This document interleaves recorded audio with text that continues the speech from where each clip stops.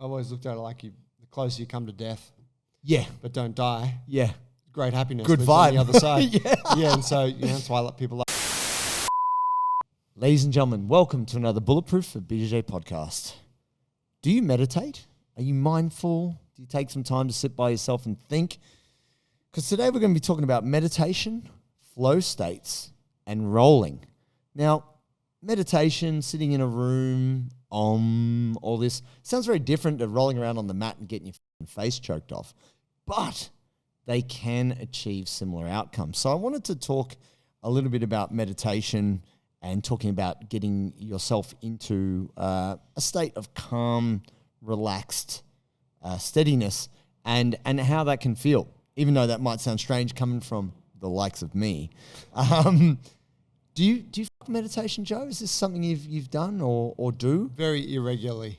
Yeah. Sometimes have done it more at times, and it's probably the main thing that I constantly think I should do that more. Should do it, yeah. I've lent more towards like breath practice in recent years. Yep. Which, in my view is kind of trying to achieve a similar end, Similar. right? Slightly different emphasis.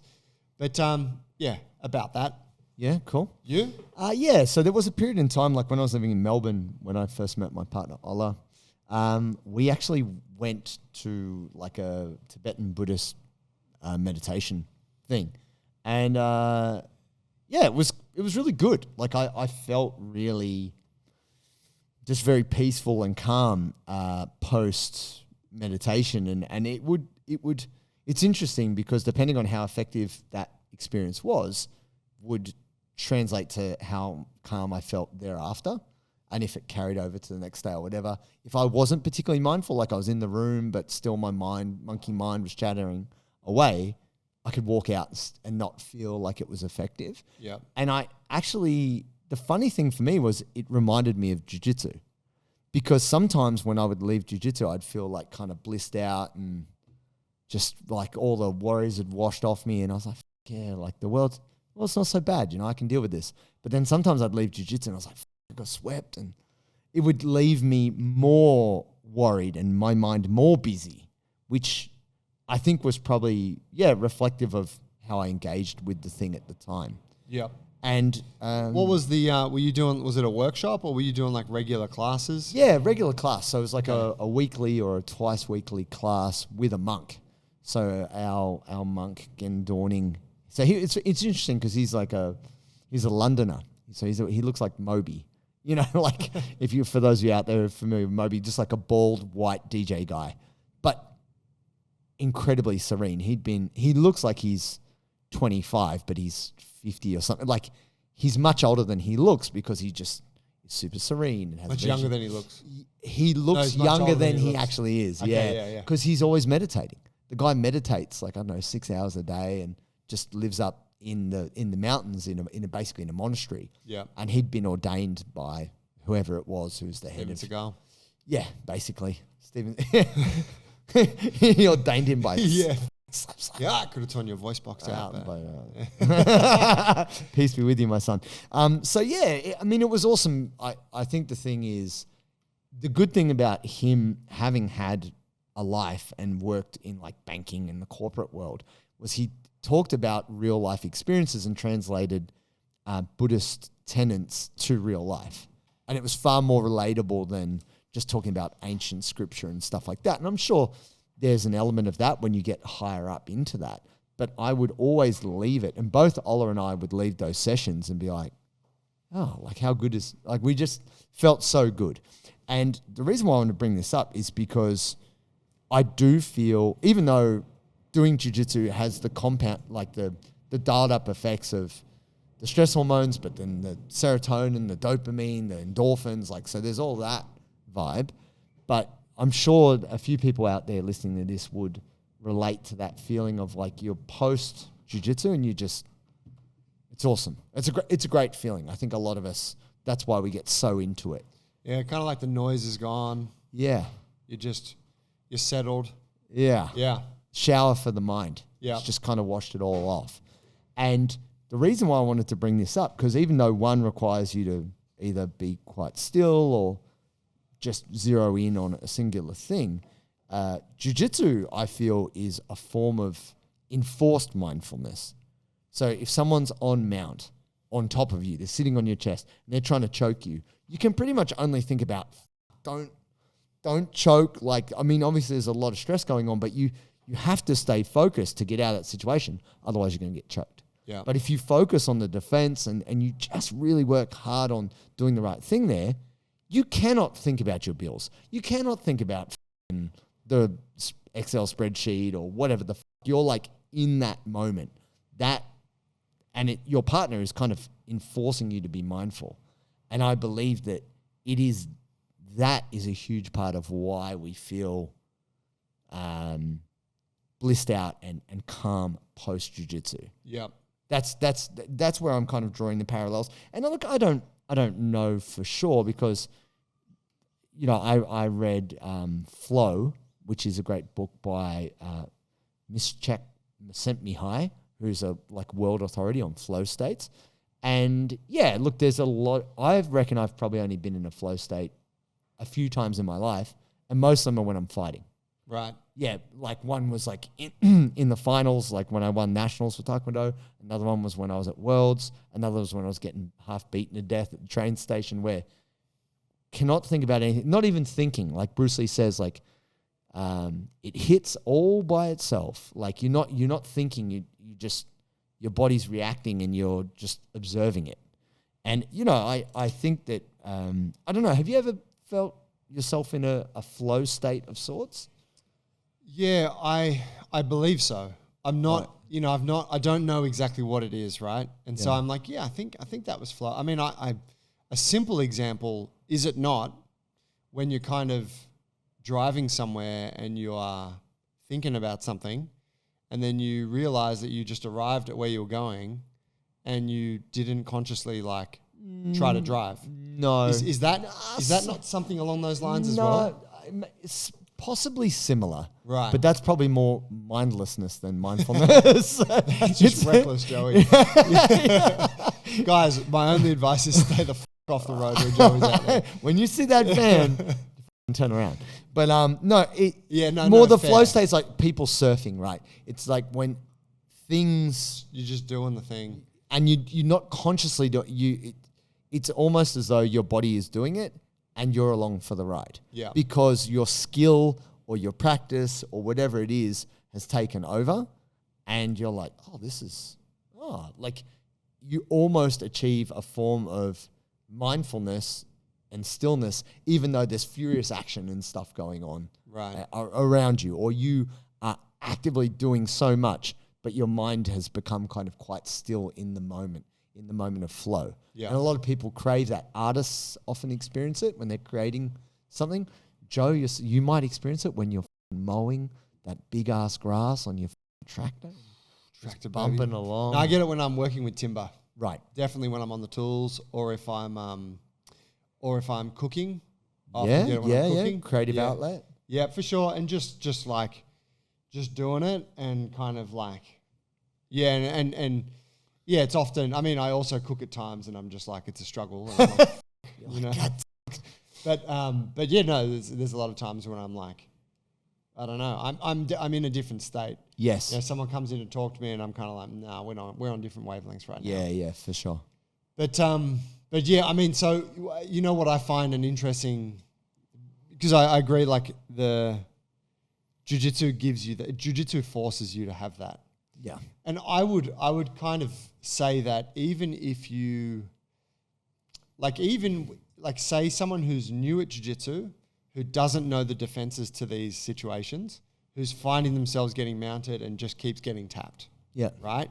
And you just got someone that's better than you and they're just tapping you, right? Yep. Now, that's highly stressful, but the other thing is that it's also just one thing that you're focusing on, isn't it? That's true, yeah. And it's just, don't get choked. I got choked. Coming again. Mount. Oh, God. Oh, here's a choke. What do? I got choked again. But even that, in a way, is kind of a forced meditation because you're only focusing on one thing. You can only think about one thing. Whereas, the dilemma that we have is that we're usually trying to focus on like multiple things. Our phone's distracting us. All that. Co-worker, bills, and what I got to do this. Yeah. So So yeah, jiu-jitsu has a really unique way of like enforcing that kind of meditative place. Yeah. The only paradox that occurs that I think is worth pointing out is that, because in a way, like the when you get into that place, it's kind of down regulating for your mind. Sure. Like it calms them. You finish jiu-jitsu and you're like, the mind is calmed. Yeah. But the body's still stressed. Oh, sure. Because you can be like that, but you're still not going to get to sleep. Yeah. Somehow it's still up-regulating. Yeah, or maybe that's just chemical, right? Maybe that's just purely chemical because there's so many stress hormones, plus you have inflammation of someone punching you in the neck and all that, which is kind of a price to pay for the intensity of rolling. But the side benefit is there is no other thing in your mind at that time. Like, for example, yeah. The reason why I wanted to bring this up is because I was listening to a discussion about mindfulness, and it was saying that the difference between, say, a first-person video game where you're like, you can just see your hands and the gun or whatever you're doing, and then third person, like you can see yourself doing the things, and it creates a degree of emotional separation. Ladies and gentlemen, I want to share a secret with you. This is my secret little baggie. Oh yeah, sodi. So in this awesome little bag is 1,000 milligrams of sodium, 210 milligrams of potassium, and 70 milligrams of magnesium. Now, the sodium in here is Australian lake salt. And the thing which a lot of people don't realize, now I'm going to mix it up right now. I do this every day, sometimes twice a day, is they're not hydrated. And if you're thirsty after warm-up when you're at jiu-jitsu, you're not hydrated. So just drinking water is not good enough. I'm going to give that a little stir. I have 600 mils of water here. Some of you might like 500, depending on how salty you like it. And there's a good amount of salt here. Just drinking water, you're going to pass that. You're going to sweat that. Ooh, delicious. And the flavors are awesome. I really like this one. So for me, when I'm having this, 600 mils is the right amount. I really like it. It's not too strong, but I know that it's making the difference in me keeping the water where it needs to be, which is in my muscles, in my bloodstream.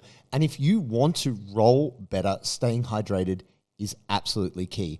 If you go to sodi.com.au, sodi.com.au, that's SODII, and use the code bulletproof15, you can get 15% off your order with Sodi. Stay hydrated, friends.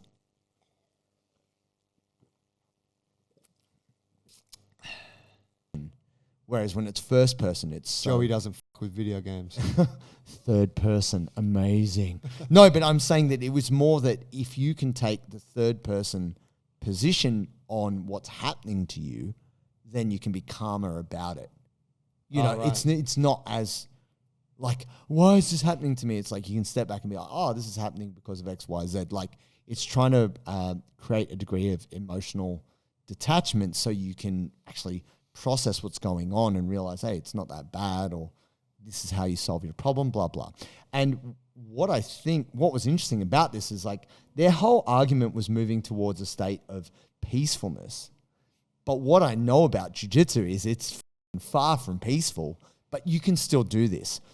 For example, if you're pretty well trained in jiu-jitsu, you know that if someone's on mount, you don't want to actually like push your arms up in the air because you can get armbarred. Like you have to overcome all of this, like, we're mounted, I'm getting crushed. Like freaking out will not save you. So it's interesting to me that the jiu-jitsu training teaches you to not react emotionally to all this crazy emotional stimuli, which is you're about to go unconscious. You better do something, and like freaking out won't like freaking out isn't going to save you. So what I thought was interesting or instructive was these guys were trying to advocate for doing nothing, and that's the best way to just observe your emotions and stuff like that. But actually, I believe that through Brazilian Jiu-Jitsu, you can actually teach yourself to not react emotionally to situations that are super intense, that your body is screaming at you to do something when actually you know that you've just got to keep doing the right thing to move you towards the escape, or just tuck your elbow, like your elbow's tight, or posture, or even though there's lots of other stuff you could do, once you're trained, you know, okay, just spazzing and reacting emotionally won't save me, therefore I'm going to do the right thing, and then you get out.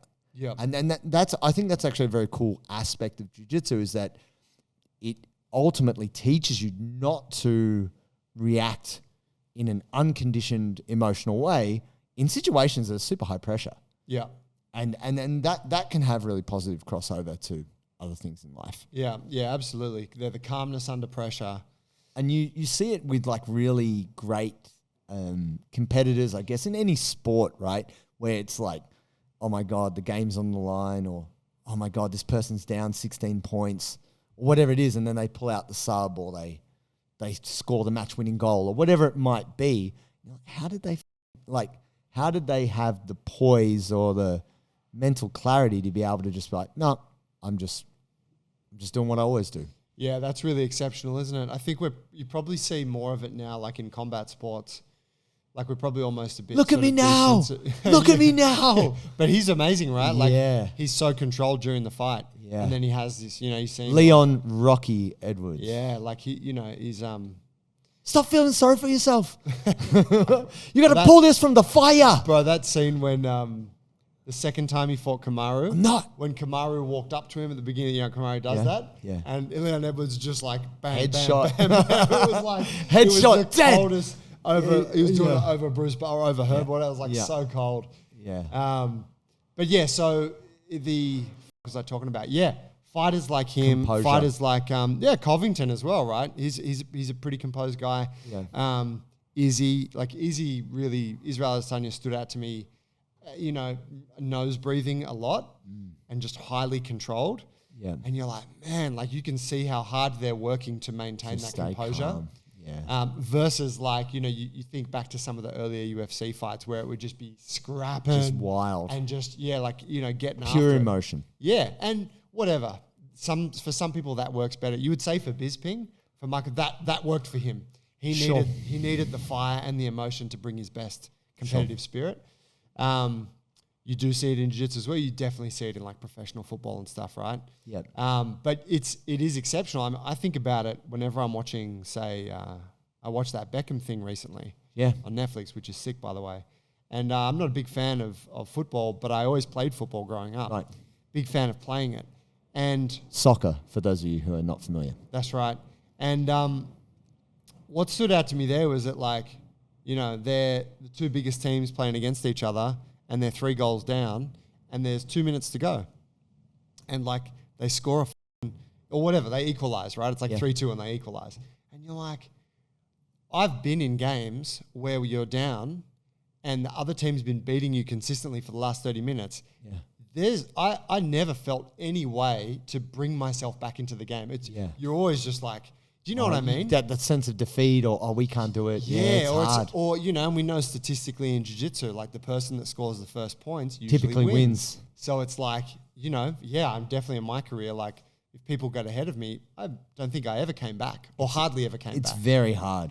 It's very hard. And it is so difficult in moments of physical exhaustion, say, to muster mental strength, because a lot of what we now understand about somebody's ability to think is related to their blood sugar levels. Like if you're exhausted, you don't make good decisions.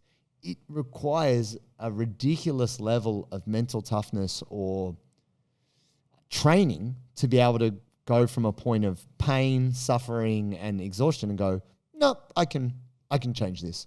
I can find a way. And I guess that's why people like David Goggins and some extreme people who just have such a strong force of will, people admire it. But like even more recently in the grand final where Penrith was down, and it was just like Rugby league, Nathan Cleary's just like, we're going to win. Yeah. we're 3 tries down. Okay. Yeah. Now's the time to great do example. the thing. And he just turned it around, and you're like, it was really his. Did that happen? His force of will. I mean, obviously many factors, but you could just see he was like, okay, now's the time, and away you go. Like it's incredible, and I think we all have this capacity.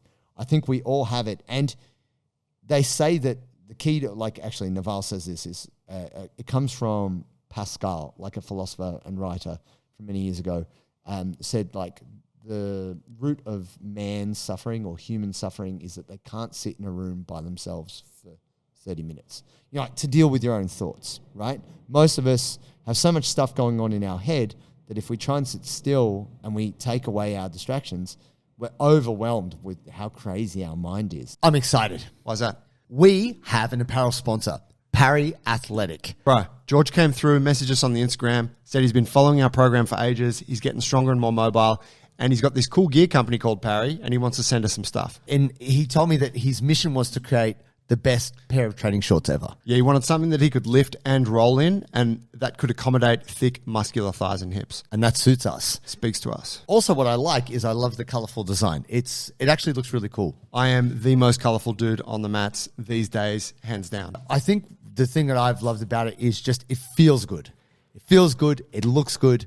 And you, ladies and gentlemen, can get a discount when you go to checkout. If you go to parryathletics.com, put in the code bulletproof20 and you get 20% off.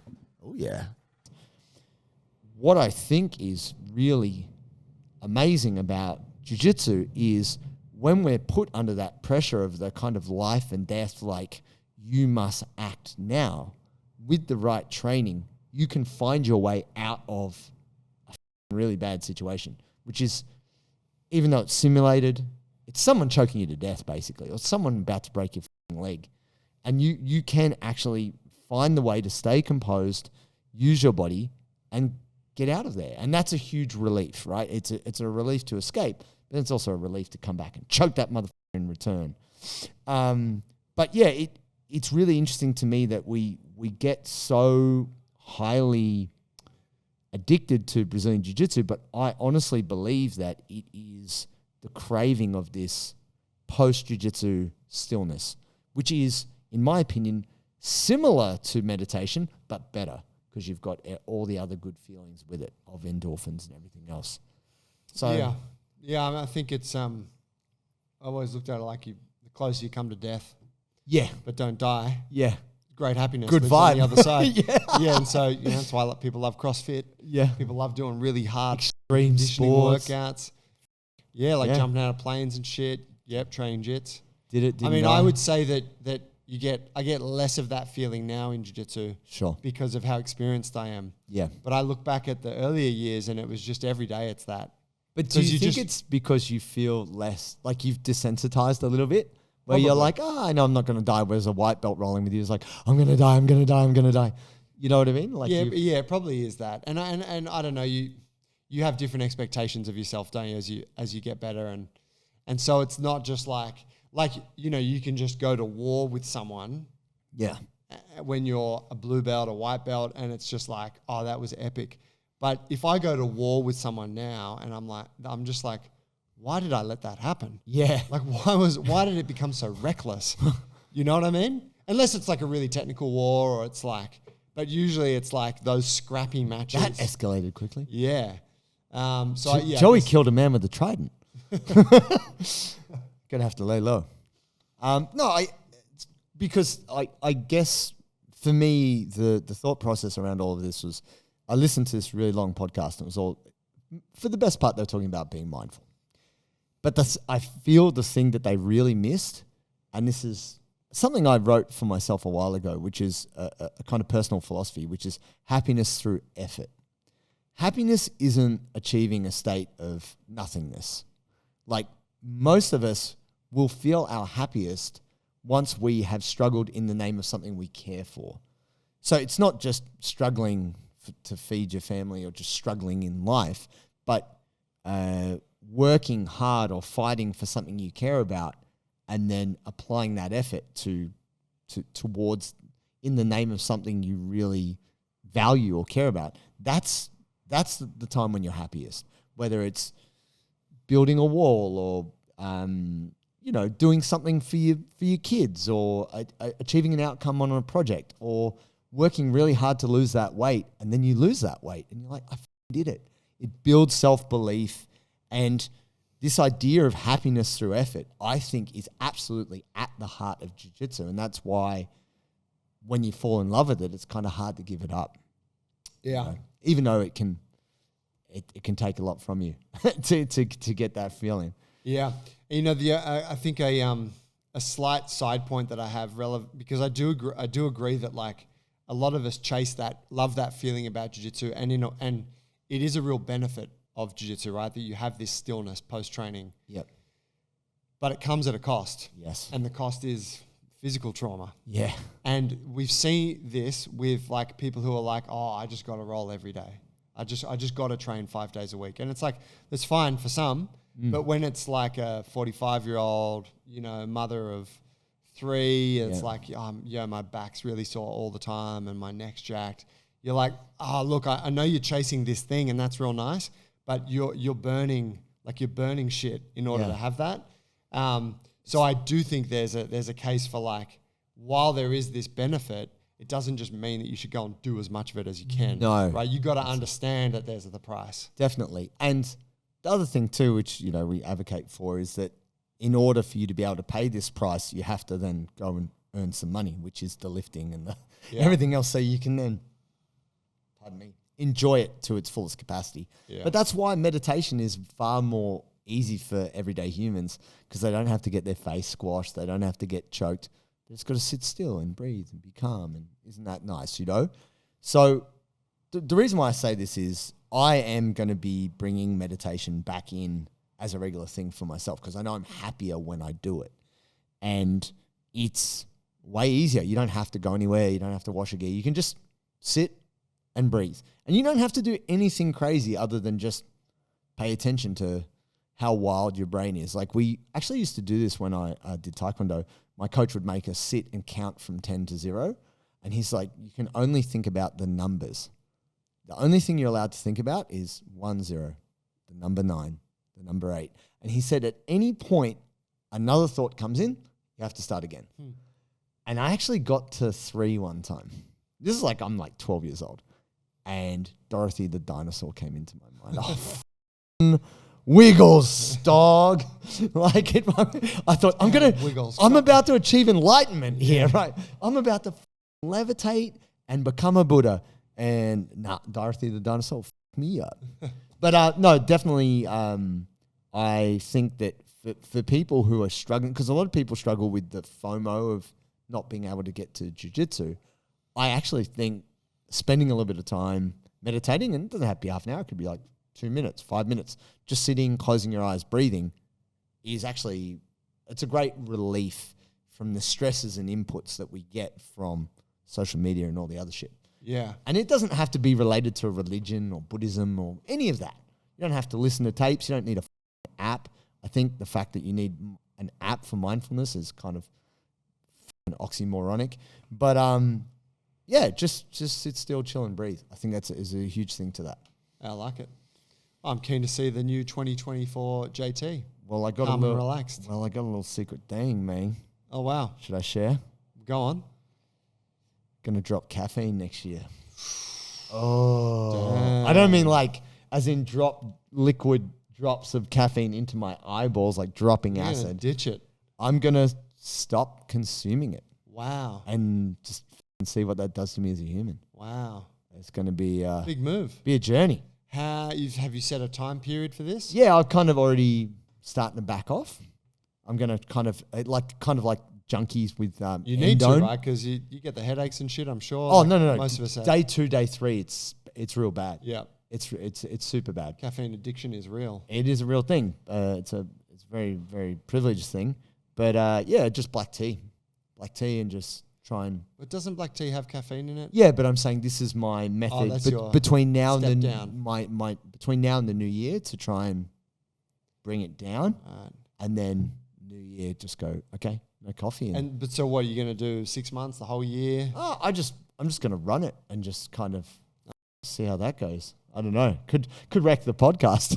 You're like, he's so agreeable. He's so level. Joe and him are getting on. Between us at this point, they're like, did Joe get really mellow? Yeah. What happened here? All of a sudden, people start thinking I'm being outrageous.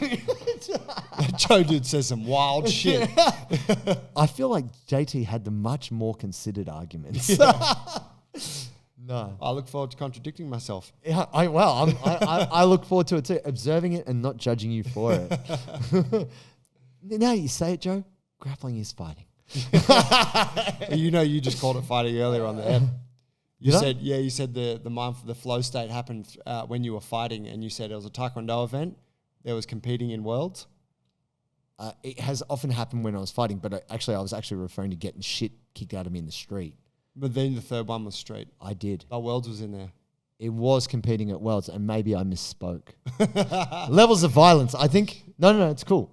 It was interesting conclusion looking at that, because a lot of people, I think someone who was an ex-serviceman had said, well, chance of dying is closer to a fight or something like that. It was interesting because people started to unpack what that meant. It's cool. But yeah, I think all of you out there, if you can't get to jiu-jitsu and you feel kind of angsty and you're like, I need my jiu-jitsu hit, sitting still and doing a bit of meditation, even though it seems like a world away, actually might bring you closer to that feeling. Yeah, and I would say it's like strength training. You have to commit to it. Yeah. If you sit down and meditate once, it's not going to feel good. No. You will do it every day for a year, and you still won't. It's a struggle. Get to a point where you're like, that was awesome. Yeah. But you reflect on it, you're like, this is good. Like, it this process gets is easier. helping me. Just like stretching, it gets a bit easier. Yeah, I think that's important, because for a lot of people, like, all right, go on then, I'll take your advice. Sit down for 5 minutes. Well, that sucked. I'm not doing that again. Sure. Yeah. Anyway, something to consider. I'm keen to follow the journey. Non-caffeinated, mindful JT. Um. See ya.